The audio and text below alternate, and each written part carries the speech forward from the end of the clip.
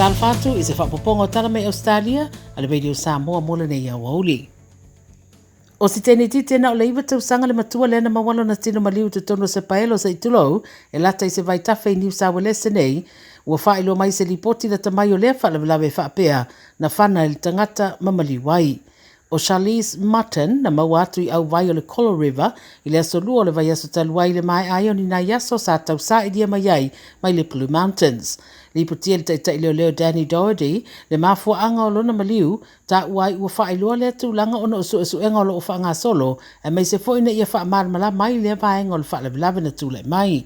Ta ua li poti o su enga wha solo lo fita ua inai, na tupu le wha lawe na maliwai Charlize i Mount Wilson, le na muli wa ai o ia. O le paanga alon tina o Justin Stein, tolu su tasi tausanga ua moria nei i le fasi o tangata. Le atau fia pea le ali i le whalpuipui sa ia toe wala awina le mata upu le whaamsinonga i le aso sa furu mati i Penrith. E fōringa ele i aile tina o Charlize i le whale le temina tupuai le whaalawe peo na whaelo i le lipoti. O lo whaanga soro pea so enga leo i le teminei. E fōringa le atau whaawau mo sa isi masina ia inga tau soifua malolo ina mo le State New South Wales a whaawau pea le pepesi o le Omicron. O le so wha mawinai tangata maadiriu e to o lua sefuluiva ma le wha mai, se fulu walu wafe lima se lau se fulu lua tangata o wha maonia le afia le COVID i le lua se fulu whai tū la taruai.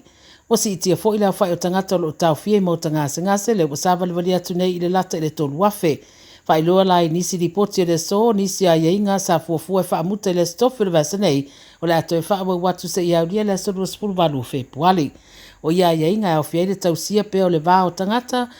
social distancing, wha marasia o le whai o tarifufonga i no fuanga i te tonu, indoors, e le au fia i ainga. O le whaanga ino QR codes, a meisa o le tūmau pea o le sā o le mawhaiuna pepese ma se siva, i no fuanga o fia fianga, taringa malo, wharakalapu, ma no fuanga te tele mo le whai o por kalame, a le au fia i whai puiponga. Whai loa le Premier, Dominic Perrottet, e ui o lo iai pele ste tele manatu e so i fua whaatasi mara COVID-19, ala amana o mia lavo na whaawau peo na ngai tangata e tausia ia inga, mai tā ua telefo i le whaawau peo na ngai ane o tangata e whai o lato tui pui whaopopo po o boosters.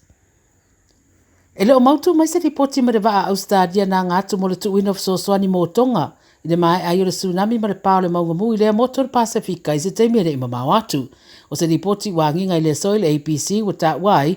pe ama le luas fulfatanga tai lungo le waa o le Navy lea na ngātu mo tonga wa whailo mai wa wha maonia lea afia uma le COVID-19. Elena Ausetalia lo whaatinoina le tūlanga leo le avinato of sosoani mo tonga, ma lo tūmau peona mau wa i tonga le whaatuma wina o le lea i o se tasi a afia le COVID-19 le atunuu, ma o le ala lea tālusa ngai i atunuu o lo ala lo whatu, i le aise fesota inga, no contact, a tangata a ofe pasia i fesosoani. O mai ona tuuina le sosoani Ausetalia mo tonga i waalele le militeria a le atunuu peitai o le waaleo le HMAS Adelaide, e whaisi tele leu tau lo o awina atuai, e au fiai ma sosoani tau masini insinia, le suawa i mama, manisi o fale le tu mau e mawhai o na whao ngai ne tangata. Pai mai le minister o puipuinga Ausetalia, Peter Dutton, o le tau nei, o fe sota i atuai i tonga, po le aseisi da asanga e whaatino, i e whaatau nuai leo fuinato sosoani samala ngātu marewa ale Navy. Se teimi o le fiafinei, po le aso fo i atai au, e te tau na tau nuai le wa ai tonga.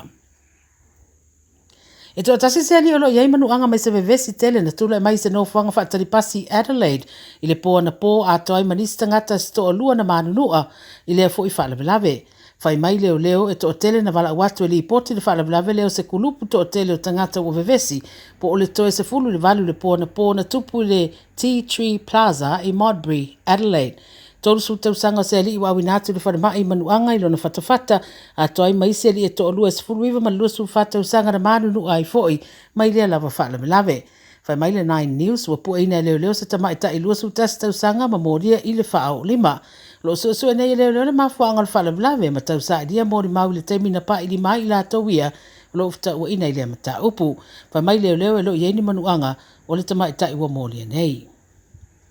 Tala mulimuli whaisi tele o por kalame e meiso fuafuanga tangata whaanganga mo le aso atai au, le aso malolo le Australian Day lua whelua sfululua i Ausetalia nei. O se aso le a whaamana tuina i le atunu atoa mai whelanu na nua i tāpenanga se tete ese e me se fo i pitonu umo le aso atai au. O le lua ile nei o tausanga o iai pefesu ia inga i sauninga whaamanatu o le aso malolo, talua na o mai le COVID i le atunu umare lalolangi atoa. Mai ui o lo tofu le stete manisi o ia inga o le COVID i le temine i peitai e manatu le tootele au lava na whaataunu wina nisi o sauninga whaapitoa ma tāua o le Australian Day. I sini o la iei se sauninga e whaia le Sydney Opera House i le tai au whapea fo i sauninga First Nations tangata apoliki na ulua ino fuia le ele au fiai ma se sauninga o se tū whaaloalo le Navy Ausetalia e whaapapai whanwhanua e luas futasi a toi ma se whaau le aso mai le kovana sili o New South Wales se Margaret Beasley. E tali tutu sa lava fo i ma sauninga o whaatulanga isi vaenga o le atunu e peo Melepone,